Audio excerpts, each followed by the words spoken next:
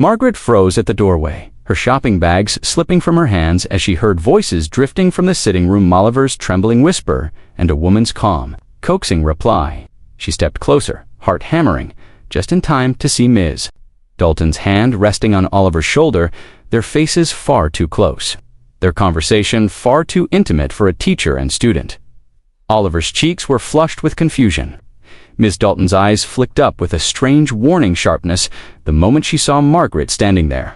In that instant, Margaret realized she had walked into something dangerous, something her grandson was too frightened to explain, and Ms. Dalton was too skilled at hiding, and nothing in her quiet life could have prepared her for what she had just witnessed.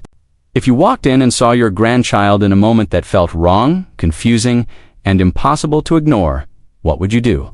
Share your thoughts in the comments. What unravels next will test Margaret's courage, expose a truth darker than she imagined, and reveal how far someone will go to control a vulnerable child. Margaret Hollins had always believed her small stone cottage on Birchwood Lane was a sanctuary, a place where peace settled into the walls, like dust gathering along sunlit shelves.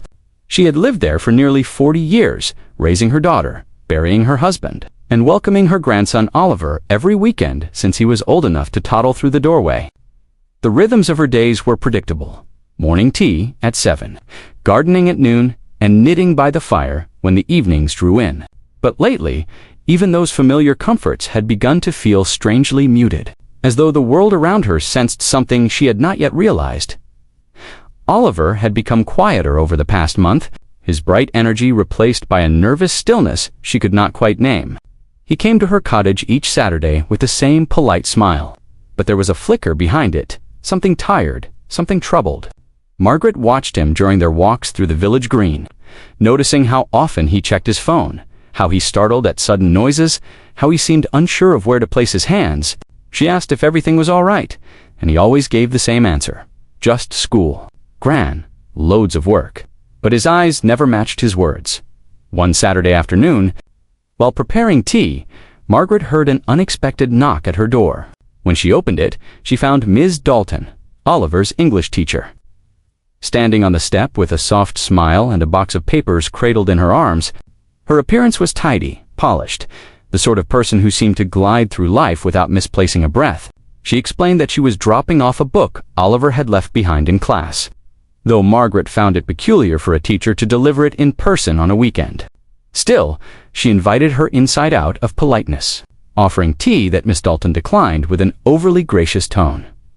From that day onward, Ms. Dalton appeared more frequently, expectedly passing through the lane, stopping by with excuses that felt too convenient, and speaking to Margaret in a tone that hovered between charm and quiet assessment. Oliver seemed uneasy each time she arrived, though he tried to hide it.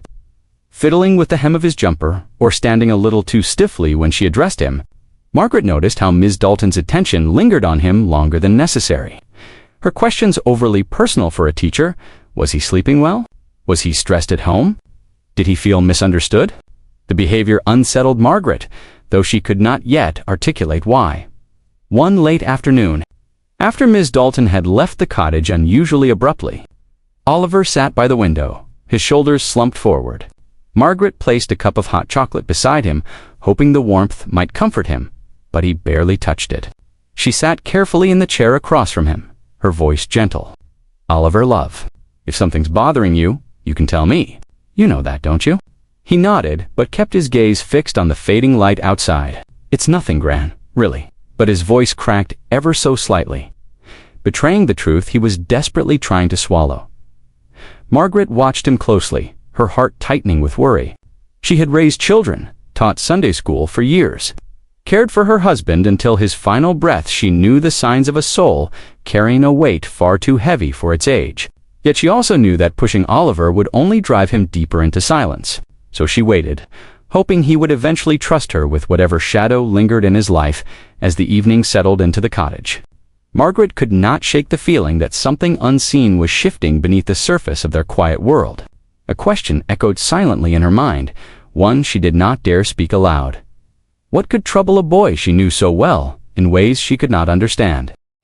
Margaret awoke early the following Saturday, the soft patter of rain against the window reminding her of the thousands of mornings she had greeted alone. Her thoughts drifted to Oliver, who had seemed so lost the previous weekend, and she hoped today would bring some clarity, some sign that the uncertainty surrounding him was slipping away. She moved through her kitchen, preparing toast and scrambled eggs, her movements deliberate and slow, as though rushing might disturb whatever fragile balance existed between her and the truth she longed to uncover. By the time Oliver arrived, damp from the rain and quieter than ever, Margaret knew something deeper was unraveling. He stepped inside with a small nod, removing his wet jacket and offering a faint smile that didn't quite reach his eyes. Margaret watched him closely, searching for any indication of comfort or ease, but Oliver seemed wound-tight as, though holding himself together required constant effort. They shared breakfast in near silence. The clink of forks and the hum of the kettle, louder than the words Oliver could not yet bring himself to say. Margaret did not push. She had learned long ago that some truths surfaced only when given space, not pressure. After breakfast, Oliver settled on the sofa with a book, though his eyes kept straying toward the window. Margaret sensed he was waiting for something or someone, and the thought made her stomach twist uneasily. She pretended to check on the washing in the next room, but she was really listening for any sign of what might be occupying his mind. When she returned, Oliver was no longer reading, but staring fixedly at his phone, his thumb hovering over the screen without moving. The tension in his posture made Margaret's breath slow with worry. Before she could ask anything, a sharp knock echoed through the cottage. Oliver jumped, nearly dropping his phone. And in that reaction alone, Margaret found confirmation of every fear she'd been trying to ignore. She walked to the door with a controlled calmness she did not feel, her fingers gripping the handle just a moment longer than necessary before pulling it open. And there stood Ms. Dalton umbrella in one hand, a too bright smile fixed on her face, and an energy that felt intrusive rather than polite. "Good morning, Mrs. Hollins," she said cheerfully, though her gaze shifted almost immediately past Margaret's shoulder. "I hope Oliver is well. I was in the neighborhood and thought I might drop by to discuss something pertaining to his coursework." Her tone was pleasant, but Margaret detected a flicker of urgency. Beneath an insistence that did not belong to a casual visit, Margaret stepped aside reluctantly, allowing Ms. Dalton to enter. Oliver stood up from the sofa, posture rigid, eyes wide with something that looked like guilt or fear. "You didn't need to come all the way here," he said quietly, but Ms. Dalton waved off his concern with a well-practiced flourish. "Nonsense, Oliver. I care deeply about my students' progress." The words hung in the air too heavily, their sweetness coating something sour. Margaret watched as Ms. Dalton placed a hand lightly on Oliver's arm, a gesture that lasted just a fraction too long, and saw the way Oliver flinched ever so slightly before forcing himself still. It was that small reaction, that involuntary tremble, that cracked Margaret's heart open with cold, creeping dread. Margaret cleared her throat. "Perhaps you should explain the coursework issue to me as well," she said, her tone sharper than usual. But Ms. Dalton's smile stiffened, the warmth now replaced by a subtle edge. "It's nothing serious," she replied. "Just something I need to review with Oliver privately." Those words privately landed like a stone in Margaret's stomach. She stepped closer to Oliver, placing a steadying hand on his back. "Anything concerning my grandson," she said slowly, "can be discussed in this room. With me present, for the first time," Ms. Dalton's friendly mask faltered. Her eyes narrowed ever so slightly, though her lips maintained their polite curve. "Of course," she murmured, "if that makes you comfortable." But Margaret knew in that instant that comfort was no longer an option. Something dangerous was threading itself quietly through Oliver's life, and she would not let it go unnamed. Margaret positioned herself in the armchair closest to Oliver, determined to keep the interaction within the safe boundaries of the sitting room. She watched Ms. Dalton sit gracefully on the sofa, crossing one leg over the other, with a confidence that felt more performative than natural. Oliver remained, standing for a moment, unsure of where to place himself, before settling on the edge of the armchair beside Margaret, as though proximity to her anchored him. The unease in his posture was unmistakable, and Margaret could feel the tension radiating from him like a faint but persistent hum-dot. Ms. Dalton opened her folder with a flourish, withdrawing a few worksheets and placing them on the coffee table. She leaned forward, too close for Margaret's liking, and began speaking about Oliver's coursework with a tone so sugary it felt insincere. Her comments included phrases like exceptional promise and unique potential. But each compliment seemed directed more toward Oliver himself than his academic performance.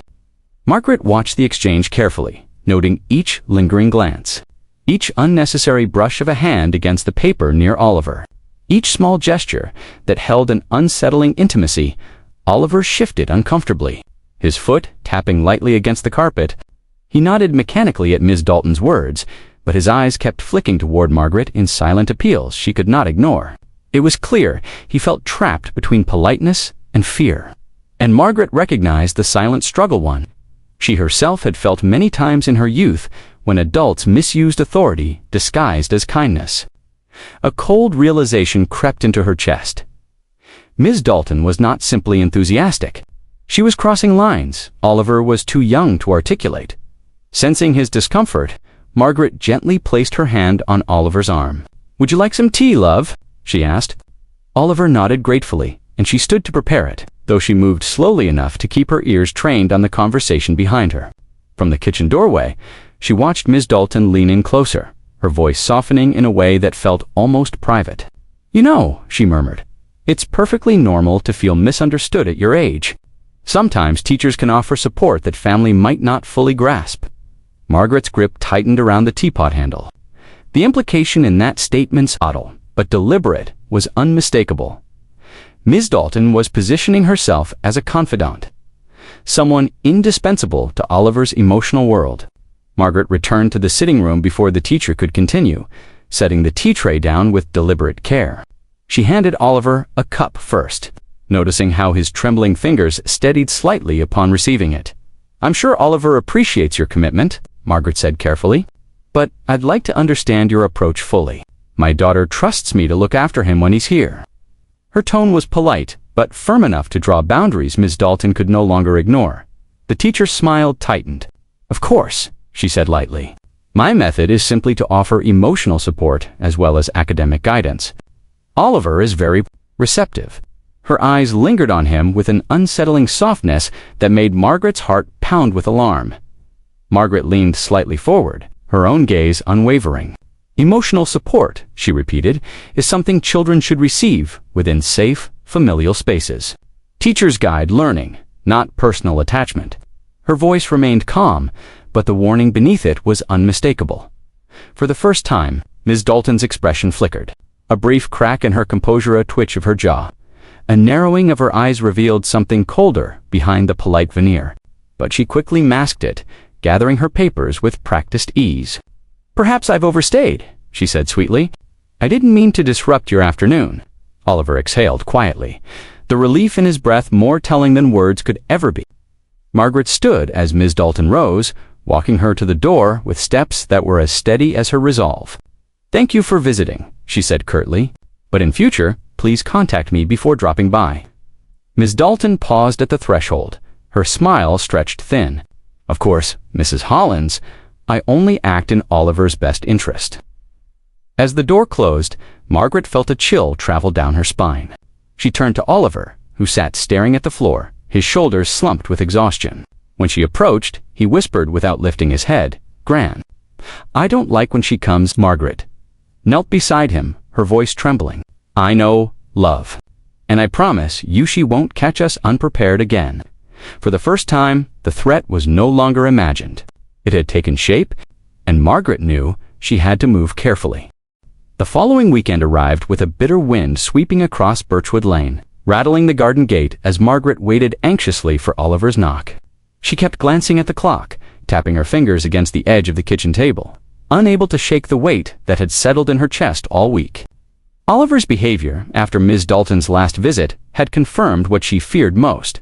Something inappropriate was unfolding, something he did not have the words or courage to articulate. When he finally arrived, half an hour later than usual, eyes red and shoulders hunched, Margaret felt her breath catch with dread more than surprise. He stepped inside quietly. Avoiding her gaze as he slipped off his shoes, Margaret noticed the faint tremble in his hands and the tightness around his mouth, small signs she recognized as the aftermath of distress. She poured him a warm drink, placing it gently in front of him. But he only wrapped his fingers around the cup without lifting it. For several long moments, the room filled with the silence of two people aware of the truth, but unable to name it outright. Margaret finally pulled out a chair and sat opposite him, her voice low and steady. "Oliver, love, something happened, didn't it?" Oliver swallowed hard, his chin trembling as he stared into the untouched drink. He opened his mouth, closed it again, then forced the words out in a whisper. "She was angry, because I didn't answer her messages." His voice cracked on the last word, and Margaret felt the floor slip beneath her for a moment. She came around the table and knelt beside him, her hand resting gently on his arm. "What messages, sweetheart?" He hesitated, but the exhaustion in his eyes told her he no longer had the strength to hide. "She sends them late," he murmured. "After school, sometimes at night. She says I'm special, that she understands me better than anyone else." His breath hitched as he spoke, each sentence revealing more than Margaret was prepared to hear. "But she gets upset when I don't reply. She said I hurt her feelings. She said Gran wouldn't understand our connection." Margaret felt a cold fury rise inside her knot, loud but sharp and unwavering. This was no harmless admiration. This was manipulation, grooming disguised as affection, a violation of trust wrapped in the softness of false concern. She steadied her voice, though her heart thundered violently. "Oliver, has she ever asked you to keep things secret from me?" Oliver nodded slowly, tears forming at the corners of his eyes. "She said people wouldn't understand, that they'd try to separate us." He wiped his cheek with the back of his sleeve, looking suddenly much younger than his 14 years. "She said you might get angry with me if you knew." Margaret wrapped an arm around him, pulling him close in a way she hadn't since he was small. "You've done nothing wrong," she whispered fiercely. "Nothing. Do you hear me? This is not your fault." Oliver clung to her, releasing a shuddering breath that carried weeks of fear and confusion. Margaret held him until the trembling eased, her jaw tightening with resolve. She had been quiet long enough. Silence had allowed Ms. Dalton to weave herself into Oliver's mind unchecked. Silence had given the woman room to manipulate, to deceive, to control. When Oliver finally lifted his head, Margaret wiped his tears gently, her voice steady but firm. "You won't face this alone. I promise you that." Just as she spoke, a sharp knock struck the door, quick, assertive, unmistakably familiar. Margaret's heart lurched. Oliver stiffened in her arms, his breath halting with fear. She rose slowly, placing herself between him and the entrance before stepping toward the hallway. Through the frosted glass, she saw the silhouette she dreaded most, Ms. Dalton, standing on her doorstep again. Only this time, Margaret was no longer unprepared, and she was no longer afraid. Margaret stood motionless for a moment, watching the blurred outline of Ms. Dalton through the frosted glass. The teacher's silhouette was composed upright, almost expectant, as though she had every right to stand at the threshold of Margaret's home. But Margaret felt something shift inside her, a firm, unbreakable resolve she had not felt in years. She turned back toward the sitting room where Oliver sat trembling near the armchair, his knees pulled slightly inward as though trying to make himself smaller. "Stay here," she whispered gently. "You're safe." Then she squared her shoulders and reached for the door handle. When the door opened, Ms. Dalton greeted her with that practiced, polished smile Margaret now recognized as a mask. "Mrs. Hollins," she said smoothly. "I thought I might come by to finish our discussion from last week. Oliver needs guidance, and I want to ensure he feels supported." Her tone hinted at authority, as if Margaret's home and grandson were subjects she could access at her leisure. The teacher attempted to step forward, but Margaret blocked the doorway with a calm but unyielding presence. "Oliver won't be available today," Margaret replied, her voice even yet edged with steel. "And any guidance he needs will come from people who respect proper boundaries." Ms. Dalton's smile faltered for the first time, replaced by a flicker of annoyance that seeped through her expression. She straightened her coat collar, tilting her head slightly. "I think there's been a misunderstanding," she said, her voice tightening. "Oliver trusts me. He confides in me. You may not realize how much he relies on our connection." Margaret felt her heart harden in response. "Connections built in secrecy are not healthy," she said steadily. "Nor are late-night messages, nor emotional pressure placed on a 14-year-old boy." Ms. Dalton blinked, her composure wavering as Margaret continued. "I know what you've been doing, and if you attempt to speak to him privately again, I will report your behavior immediately." For a moment, the air between them crackled with a tension that felt sharp enough to cut. Ms. Dalton's expression shifted, her eyes narrowing just slightly, revealing a coldness beneath the facade. "Children misunderstand things sometimes," she said, her voice low. "Teenagers can be dramatic. You shouldn't let Oliver manipulate your perception." Margaret stepped forward, closing the gap by half an inch. "Do not speak about my grandson that way," she said, every word deliberate. "And do not pretend this is a misunderstanding. I have protected children my entire life, my own, my neighbors, my students in Sunday school. I know the signs of manipulation, and I will not allow you near him again." The silence that followed was heavy and charged, broken only by the wind brushing through the hedges behind them. Miss Dalton inhaled sharply and then exhaled through clenched teeth, her mask slipping entirely for the first time. "This isn't over," she murmured, almost more to herself than to Margaret. But Margaret did not flinch. "Yes," she said quietly, "it is." She closed the door before Ms. Dalton could respond, turning the lock with a decisive click that echoed through the hallway like a full stop. Margaret leaned against the door for a moment, letting the adrenaline settle, her hands trembling not with fear, but with the aftermath of confrontation long overdue. When she returned to the sitting room, Oliver looked up at her with wide, uncertain eyes, unsure whether to expect relief or new fear. "It's all right now," Margaret said softly, kneeling beside him. "She won't be coming inside again." Oliver's breath shuddered with quiet relief as he leaned into her. The weight of Dazor, perhaps weeks lifting slowly from his small frame. Margaret held him close, her heart aching not with dread this time, but with fierce protection. She knew there were still steps to take, conversations with his mother, formal reporting ensuring Oliver felt safe enough to rebuild his sense of trust. But the hardest moment, the one she feared she might not be strong enough to face, was now behind them. As Oliver's breathing steadied, Margaret felt an unexpected sense of peace settle around them. She wasn't merely protecting her grandson, she was reclaiming the strength she had doubted still existed within her. And in doing so, she had drawn a line no one, not even a trusted teacher, could cross again.